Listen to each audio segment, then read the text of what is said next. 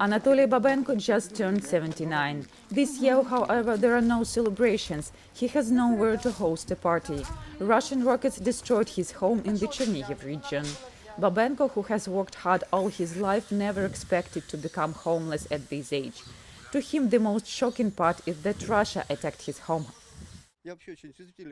I'm a sensitive person. I take everything to heart. I get very emotional when I start talking about it. The most painful bit for me is that Russians betrayed us, but we will survive. Oksana Degterenko, also a Chernihiv resident, is among the most passionate volunteers here. Her social network posts made possible the purchase of several modular houses for older adults.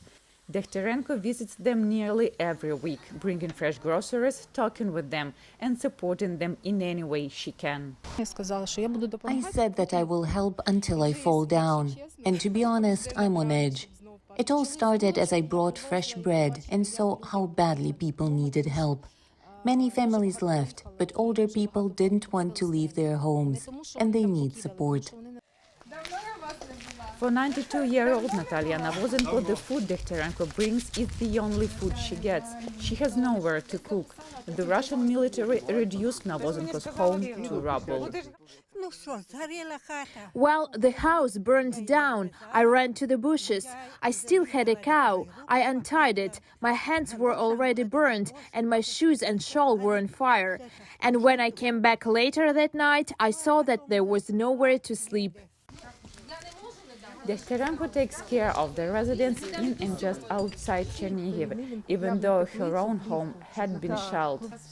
At the time, she left for western Ukraine with her husband and 14-year-old son. She was afraid Russians would shoot her and her family. We left when there was very heavy shelling in the area. Russian troops had already entered the neighborhood. Degterenko's business also suffered in the war. Before the invasion, she worked as a fashion designer, but then water seeped through the studio's war-damaged roof and destroyed all her fabric. This one workshop is more expensive than that house. All the fabric is damaged and should be thrown away. I can't imagine what I'm going to do now. For now, she can't revive her business. She's too busy volunteering. She has set up a pop-up humanitarian center in her house, where other volunteers bring necessities, anything from baby food to clothes to cups and plates, for those who need help the most. Anna Kosstutschenko for VOA News, Chernihiv, Ukraine.